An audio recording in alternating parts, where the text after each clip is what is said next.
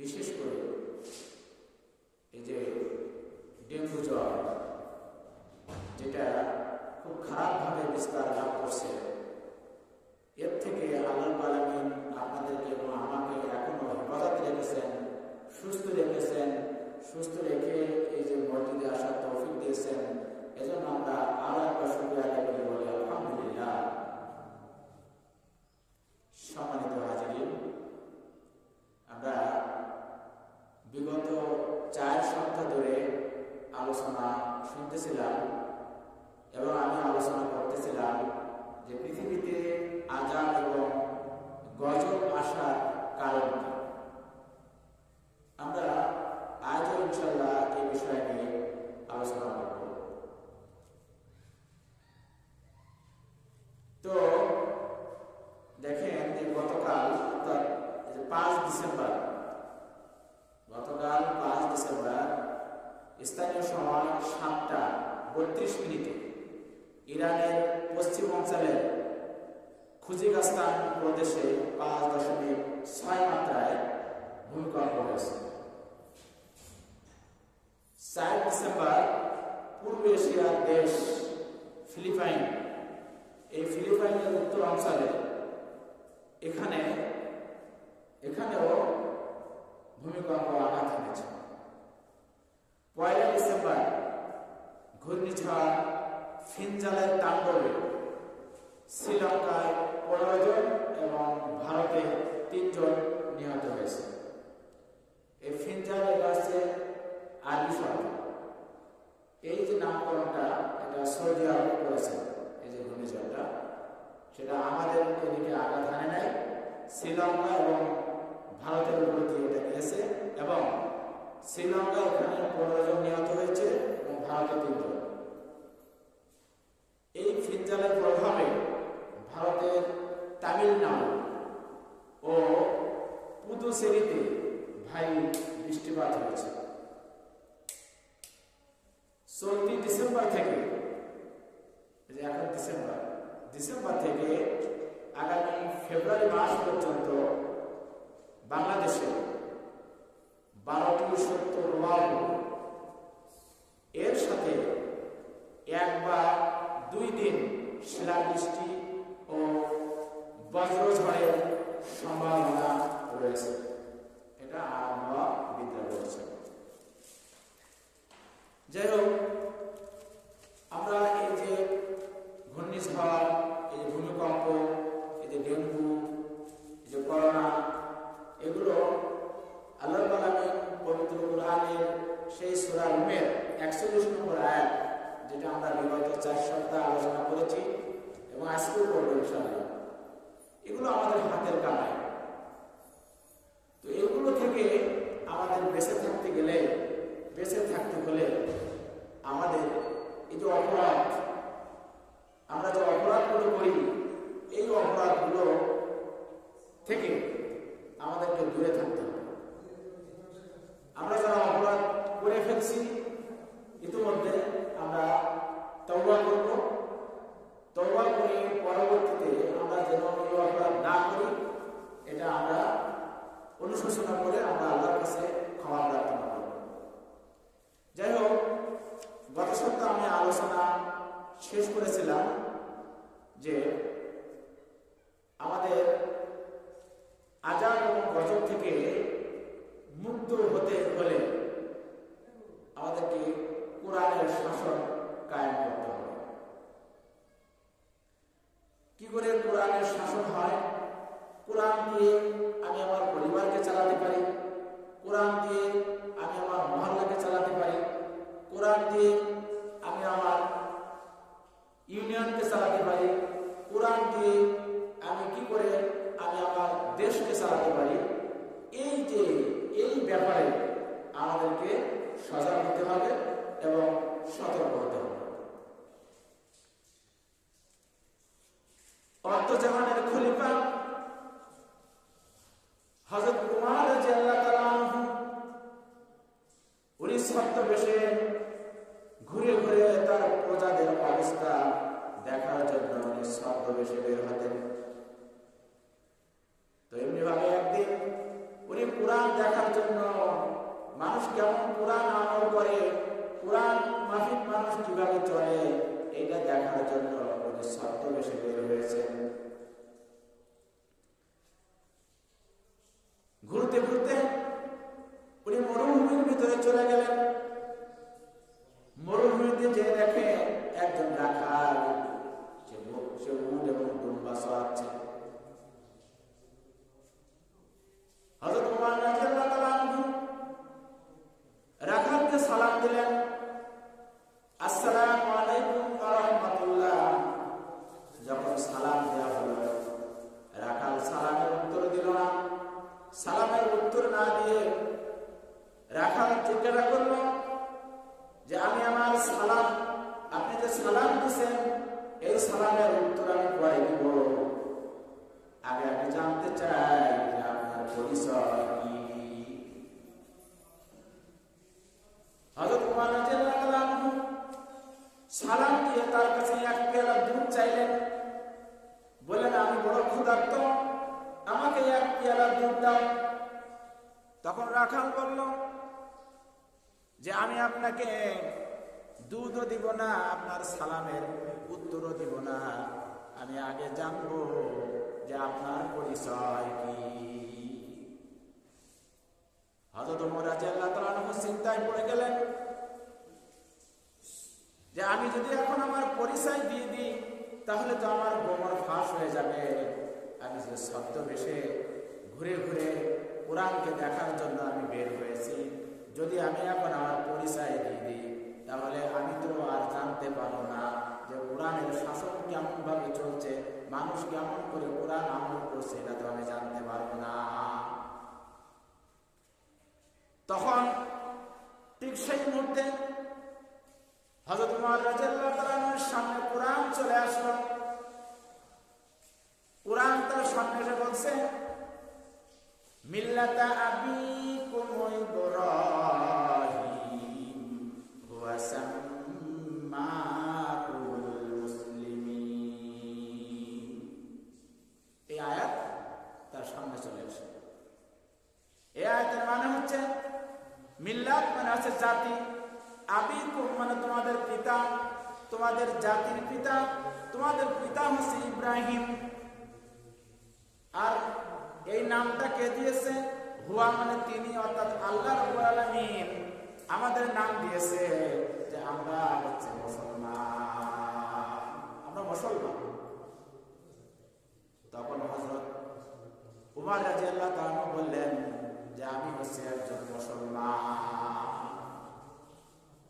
খেয়াল করে শুনেন, যখনই বলছে মুসলমান তখন রাখাল ভাই বলছে যে আসল নাকি নকল। যখনই বলছে যে আসল নাকি নকল তখন হযরত ওমর রাদিয়াল্লাহু তাআলা চমকে উঠলেন। হযরত ওমর রাদিয়াল্লাহু তাআলা চমকে উঠে বললেন যে আমি আসল মুসলমান। যখন বলছে আসল মুসলমান যদি আপনি হয়ে থাকেন তাহলে আপনি রাখালের কাছে কেন দুধ চাইলেন? আসল মুসলমান যারা হবে তারা যার তার কাছে কোনো কিছু চাইতে পারবে না। আসল মুসলমান যার তার কাছে চাইতে পারবে না। আসল মুসলমান মৃত্যুর দুয়ার পর্যন্ত পৌঁছে যাবে, তারপরেও বাঁচার জন্য কোনো দরখাস্ত করবে না যারা আসল মুসলমান। আল্লাহ রাব্বুল আলামিন পবিত্র কোরআনে অন্যত্র বলছেন ওয়ালা তামুতুন্না ইল্লা ওয়া আনতুম মুসলিমুন। আল্লাহ রাব্বুল আলামিন আমাদেরকে অন্য জায়গায় বলছেন যে আমরা যেন মুসলমান না হয়ে, মুসলমান হওয়ার আগে যেন আমরা মৃত্যুবরণ না করি। এটা আল্লাহর কাছে আমাদের সাহায্য চাইতে হবে যে আল্লাহ আমাকে আগে মুসলমান বানাও, তারপর তুমি আমাকে মৃত্যুবরণ করো। দেখেন আমাদের ভিতরে আমরা আমাদের নিজেদের সাথে একটু মিলাই দেখি যে আসলে আমরা আসল মুসলমান কিনা। আমরা কিন্তু আসলে ভেজাল মুসলমান। কেমন দেখেন ভেজাল মুসলমান? আপনি আমি চলে যাচ্ছি খানজান আলীর দরবারে, আপনি আমি চলে যাচ্ছি এই যে আমাদের মসজিদ যে শাহজালাল রহমাতুল্লাহ আলাইহি, শাহজালাল রহমাতুল্লাহ আলাইহির দরবারে চলে যাচ্ছি। আপনি আমি খানজান শাহজালাল রহমাতুল্লাহ আলাইহির দরবারে যাই, কোনো অসুবিধা নাই। আপনি আমি সেখানে যে যদি কবর জিয়ারত করি, কবর জিয়ারত করে দোয়া কালাম করি, দোয়া কালাম করার পরে আমি যে দোয়া করি, আমার কোনো সমস্যা নাই, কোনো অসুবিধা নাই। কিন্তু আপনি আমি যদি খানজান আলীর দরবারে যে বলি, বাবা আমার সন্তান হয় না, আমার একটা সন্তান দিয়ে দাও।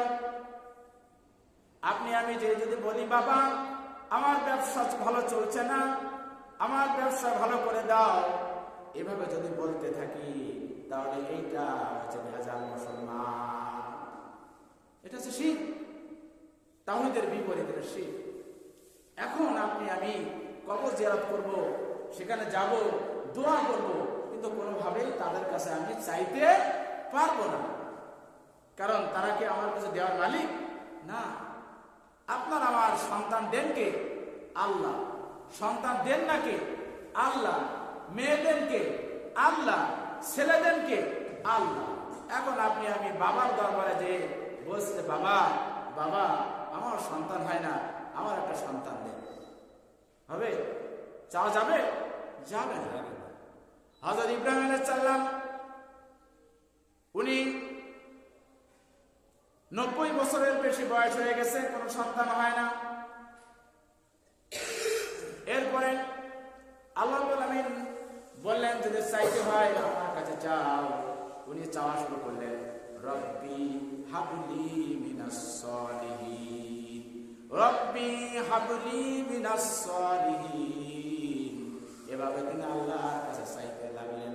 আল্লাহ রাব্বুল আলামিন ওই বৃদ্ধ বয়সে হযরত ইব্রাহিম আলাইহিস সালামকে সন্তান দিবেন কি না বলেন? দিবেন? দিবেন। বৃদ্ধ বয়সে সন্তান দিলেন। এভাবে বহু ঘটনা আছে যে সন্তান যদি আপনার দরকার হয়, আপনার যদি কিছু চাওয়ার হয়, আল্লাহর কাছে চাইতে হবে। আমাদের নবী করিম সাল্লাল্লাহু আলাইহি ওয়াসাল্লাম বলেন যে জুতার একটা ফিতাও যদি দরকার হয়, তাহলে সেটাও আল্লাহর কাছে চাইতে হবে।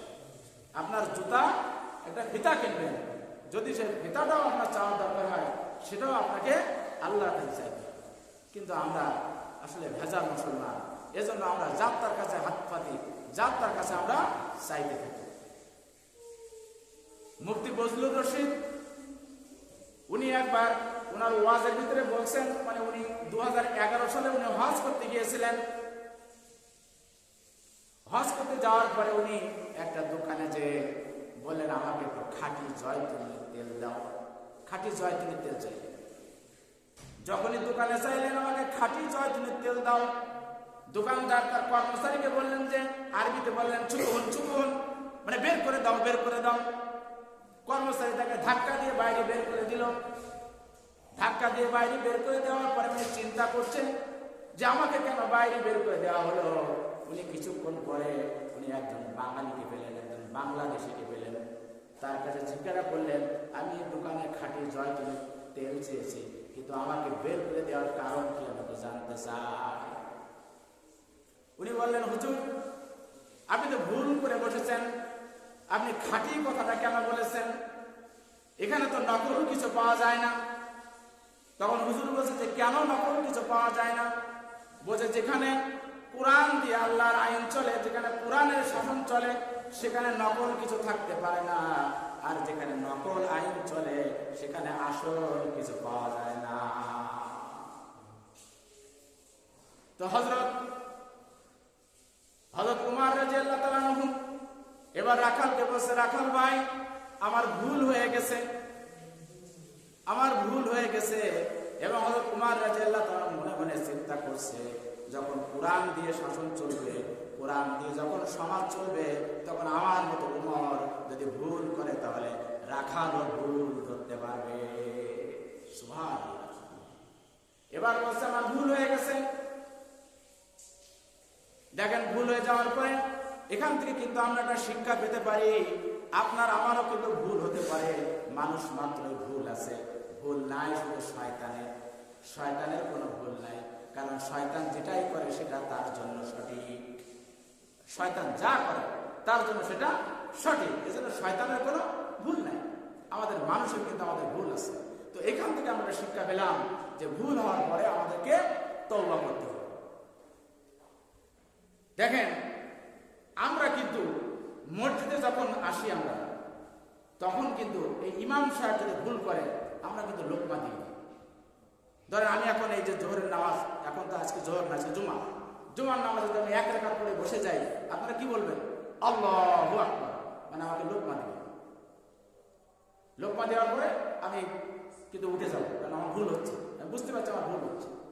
তাহলে হযরত উমর রাদিয়াল্লাহু তাআলা আনহু, সে তো মানুষ, তারও তো ভুল হতে পারে, কিন্তু তার ভুল হয়ে গেছে। তো মসজিদে যখন আমরা লোকমা দেই, মসজিদের ইমাম সাহেব যখন ভুল করে আমরা লোকমা দেই, কিন্তু সমাজের নেতারা যদি ভুল করে, আমরা কিন্তু সমাজের নেতাকে আমরা লোকমা দিতে পারি না, সাহস পাই না, আমরা কিন্তু সাহস পাই না, লোকমা দেওয়ার সাহস আমরা পাই না। অথচ হযরত উমর রাদিয়াল্লাহু তাআলা আনহু মসজিদের মেম্বারে, এটাকে বলে মেম্বারে যখন উনি খুতবা দেওয়ার জন্য দাঁড়িয়ে গেছেন, একজন মুসল্লি মাঝখান থেকে দাঁড়িয়ে বলছে, আমিরুল মুমিনিন, আপনি খুতবা দিতে পারবেন না। বলছে, কেন খুতবা দিতে পারবো না? বলছে, আপনি লম্বা জামা কোথায় পেয়েছেন? এই লম্বা জামার কাহিনী যদি আপনি আমাদেরকে না বলেন, তাহলে আমরা আপনার খুতবা শুনবো না। লম্বা জামা কোথায় পেয়েছেন? আপনি বাইরের মাল থেকে যে কাপড় দিয়েছেন, আমাদের কারো তো লম্বা জামা হয়নি, আপনি কি করে লম্বা জামা পেলেন? দেখেন, অর্ধ জাহানের খলিফা, একদম সাধারণ সাহাবী, সে ভুল ধরছে যে আপনি আগে লম্বা জামার কাহিনী বলেন, তারপর আপনি খুতবা দেবেন। মসজিদে আর এক প্রান্ত থেকে তার ছেলে হযরত উমর রাদিয়াল্লাহু তাআলা আনহুর ছেলে আব্দুল্লাহ বলছে, আমার আব্বা ওই লম্বা জামার কাহিনী আমি বলছি। তখন উনি বলছে, আপনারা যেমন বাইতুল মাল থেকে 1খানা করে কাপড় পেয়েছেন, আমিও 1খানা কাপড় পেয়েছি, আমার আব্বাও 1খানা কাপড় পেয়েছে। আমার আব্বা যেহেতু আপনাদের ইমাম, উনি জাতির ইমাম, উনি মসজিদের ইমাম, উনি খাটো জামা গায়ে দিয়ে যদি নামাজ পড়ে তাহলে ভালো দেখা যায় না, তাই আমি আমার টুকরাটা, আমার কাপড়ের টুকরাটা আমি আমার আব্বাকে দিয়েছি। আমার আব্বার কাপড়ের টুকরা এবং আমার টুকরা দিয়ে একটা লম্বা জামা হয়েছে। এবার খলিফা ওই লোকটারে ডাক দিচ্ছে, সাহাবীকে ডাক দিচ্ছে, ডাক দিয়ে বলছে, আচ্ছা আজকে যদি আমি আমার ছেলের কাপড়টা না নিই, আমি এক টুকরা বেশি নিতাম, তাহলে তুমি কি করতে? উনি সাথে সাথে তরবারি বের করলো, তরবারি বের করে দিয়ে বললো, যদি আপনি 1 টুকরা কাপড় বেশি নিতেন, আমরা এক্ষুনি আপনাকে দ্বিখণ্ডিত করে দিতাম। এই ছিল কোরআনের শাসন, এই ছিল কোরআনের শাসন। কোরআনের শাসন থাকলে মানুষ কোনোদিন অন্যায় করতে পারে না, অন্যায় করার সাহসও পায় না। তো হযরত উমর রাদিয়াল্লাহু তাআলা আনহু তখন রাখালকে বলছে, রাখাল ভাই, আমার তো ভুল হয়ে গেছে, আমি এখন তওবা করে নিচ্ছি। এখান থেকে আমরাও ভিতরে শিক্ষা পেয়ে গেলাম, আমাদেরও যখন ভুল হয়ে যাবে আমরা সাথে সাথে আমরা তওবা করে নিব। তখন উমর রাদিয়াল্লাহু তাআলা আনহু তো শব্দ বেশি, উনি বলছে, তাহলে আমি তওবা করি। রাখাল বলছে, তুমি মূর্খ মানুষ, তুমি কিভাবে তওবা করবে? বরং আমি তোমাকে তওবা পড়াচ্ছি, তুমি আমার সাথে সাথে তওবা পড়ো। আস্তাগফিরুল্লাহ, আমরা পড়ি, আস্তাগফিরুল্লাহ রাব্বি মিন কুল্লি যামবিন ওয়া আতুবু ইলাইহি লা হাওলা ওয়ালা কুওয়াতা ইল্লা বিল্লাহিল আলিয়্যিল আযীম। এবার তওবা করার পরে এবার বললেন, তাহলে এবার আমাকে 1 পেয়ালা দুধ দাও। বলছে, আপনি তওবা করলেন, এবার আপনি মুনাফিকি করলেন। যখনই বলছে আপনি মুনাফিকি করলেন, হযরত উমর রাদিয়াল্লাহু তাআলার চেহারা লাল হয়ে গেল। হযরত উমর রাদিয়াল্লাহু তাআলা যখন রাগ করতেন, তখন তার চেহারা লাল হয়ে যেত, রক্তের মতো লাল হয়ে যেত। উনি ধৈর্য ধারণ করলেন, কারণ উনি তো শব্দ বেশি, উনি কোরআন দেখার জন্য বের হয়েছেন। তখন রাখালকে বলছে, রাখাল ভাই, আমার ভিতরে মুনাফিকের আবার কি দেখলে? আমি মুনাফিকে কি করলাম? বলছে, তুমি মুখে বলছো যে আমার 1 পেয়ালা দুধ দাও রাখাল ভাই, কিন্তু তোমার অন্তরে বলছে আলাদা কথা। কি আমার অন্তর কি বলছে? বলছে, আমি তো উটের মালিক না, আর আমি মালিক ছাড়া কি করে দুধ দিব? তোমার মনে বলছে যে আমি মালিক না, আর মুখে বলছো তুমি আমি মালিক, আমি রাখাল ভাই। যদি আমি উটের মালিক হতাম, আমি এই দুম্বার মালিক হতাম, তাহলে তুমি আমাকে কোনোদিন রাখাল ভাই বলতে না। এই কথা যখন বলছে, এবার রাখাল বলছে, আপনি এখান থেকে 10 মাইল দূরে চলে যান, দূরে আমার মালিকের বাড়ি রয়েছে, আমার মালিকের বাড়ি যে আপনি মালিকের কাছ থেকে অনুমতি নিয়ে আসেন, আমার মালিক যদি আপনাকে দুধ দেয়, দুধ খাওয়ার অনুমতি দেয়, আমি আপনাকে দুধ দিব। তখন ওমর রাদিয়াল্লাহু তাআলা বলছেন যে রাখাল ভাই, এখান থেকে অত দূরে মালিকের বাড়িতে যাওয়ার দরকার নাই, চলো ওই পাহাড়ের গুহায় যাই। ওই পাহাড়ের গুহায় যে আমি তোমাকে 2টা দিরহাম দেই, 2টা দিরহাম, তোমার মালিকও জানবে না, আমিও দুধ খেতে পারবো। তখন রাখাল ভাই বসে এবার বসে, তাহলে তুমি এবার ভণ্ড, তুমি ভণ্ড, তুমি ভণ্ড। তখন ওমর রাদিয়াল্লাহু তাআলা বলছে, আমি ভণ্ডের কি করলাম, ভণ্ডামির কি করলাম? বলছে ভণ্ডামি এই জন্য বলছি, ওই পাহাড়ের গুহায় যে আমার মালিক জানতে পারবে না, ঠিক আছে, কিন্তু আবার এর মধ্যে বলেছে যে তুমি কি উমর রাদিয়াল্লাহু তাআলাকে চেনো? যদি উমর রাদিয়াল্লাহু তাআলা কোনো গুপ্ত বাহিনী দেখতে পায়, তাহলে তোমাকেও মারবে, আমাকেও মারবে। এই বয়সে তুমি কি মায়ের খাওয়া? কারা বলছে? উমর রাদিয়াল্লাহু তাআলাকে বলছে। দেখেন, ও কিন্তু উমর রাদিয়াল্লাহু তাআলাকে চিনে না, আর উমর রাদিয়াল্লাহু তাআলা আছে ছদ্মবেশ, কুরআনকে দেখার জন্য বের হয়েছে। বসে পাহাড়ের গুহায় যাই, ওই পাহাড়ের গর্তে যাই। পাহাড়ের গর্তে গেলে হযরত উমর রাদিয়াল্লাহু তাআলা গুপ্ত বাহিনীও দেখতে পাবে না, তোমার মালিকও জানতে পারবে না। এই কথা বলার পরে রাখাল বলল, তুমি ভণ্ড, তুমি ভণ্ড, তুমি ভণ্ড। ভণ্ড বলছে, ভণ্ড বলার কারণ হচ্ছে, বলছে যে ঠিক আছে, আমার মালিক জানতে পারবে না, উমরের গুপ্ত বাহিনী জানতে পারবে না, কিন্তু ওখানে তো আমার আল্লাহ জানতে পারবে। রাখালের বিশ্বাস দেখেন, আল্লাহর প্রতি তার কত বিশ্বাস, বলছে আমার আল্লাহ তো জানতে পারবে। তখন উমর রাদিয়াল্লাহু তাআলা এক দৌড় মেরে পাহাড়ের উপরে চলে গেলেন। পাহাড়ের উপরে চলে যে 2 রাকাত নামাজ পড়লেন। 2 রাকাত নামাজ পড়ে উনি আল্লাহর দরবারে ভিড় করে কাঁদছেন, বলছে আল্লাহ তুমি আসো কোথায়, আরে রাখাল তোমাকে রেখেছে কোথায়? আমি কোরআন দেখলাম, সত্যিকারের কোরআন আমি দেখলাম, রাখাল ভিজে ভিজে চলে গেছে। চলে যাওয়ার পরে বলছে, যতই কান্দো তোমাকে উটের দুধ আমি তোমাকে দিব না, যতই কান্দো না কেন দুধ দেব না। এবার ওমর রাদিয়াল্লাহু তাআলা রাখালকে বললেন, রাখাল ভাই আমার দুধ দেওয়ার দরকার নাই, কিন্তু আমি তোমার কাছে জানতে চাই, তুমি এই যে না দেখা আল্লাহকে, তুমি এই যে আমল করো, যত আমল করো, তুমি আল্লাহকে দেখো নাই, ওমর রাদিয়াল্লাহু তাআলা তাকেও তুমি চেনো না। এই না দেখা এই কোরআনকে তুমি মানো, শুধু কোরআনকে মেনে তুমি এই যে তুমি সৎ কাজ করে যাচ্ছ, তো এর বিনিময়ে তোমার চাহিদা কি, তুমি কি চাও?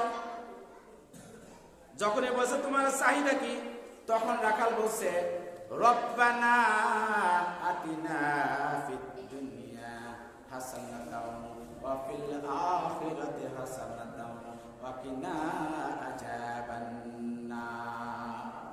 হযরত ওমর রাদিয়াল্লাহু তাআলা বললেন, আমি তোমার চাহিদা জানতে চাইলাম, আপনি কোরআনের আয়াত কেন বললেন? বলে তুমি মূর্খ, তুমি বোঝো না, তুমি বোঝো না, আমার মতো 2টি চাহিদা রয়েছে। একটা চাহিদা হচ্ছে এই যে আমি না দেখা আল্লাহকে আমি মানি, আমি এই যে ভালো কাজ করি, আমি ভালো কোনো বাড়ি পাই নাই, ভালো কোনো গাড়ি পাই নাই। আমার দুনিয়ার চাহিদা হচ্ছে যে আমি খলিফা হযরত উমর রাদিয়াল্লাহু তাআলাকে একবার এই 2 চোখ দিয়ে দেখতে চাই। কিন্তু তার সামনে কিন্তু হযরত উমর রাদিয়াল্লাহু তাআলা, তার সামনে উমর রাদিয়াল্লাহু তাআলা, কিন্তু ছদ্মবেশ কোরআন দেখার জন্য বের হয়েছে। বলছে তোমার 2 নম্বর চাহিদা কি? বলছে আমার 2 নম্বর চাহিদা হচ্ছে আমি রাখাল যখন মরে যাব, মরে যাওয়ার পর পরে আমি যেন জান্নাতে যেতে পারি, আমি আল্লাহর কাছে এটা আমি চাই। উমর রাদিয়াল্লাহু তাআলা তার হাত কানা ধরে বললেন, রাখাল ভাই তোমার 2 নম্বর চাহিদাটা আল্লাহ পূরণ করেছে। তখন রাখাল মুস্কি মুস্কি হাসে আর বলে, ও প্রতীক, তুমি খুব সহজে আমার 2 নম্বর চাহিদাটার কথা বলে দিলাম, কিন্তু তুমি আমার 1 নম্বর যে চাহিদা আছে এই চাহিদাটা তুমি কেন বললা না? তোমার কোন জায়গায় বাজে?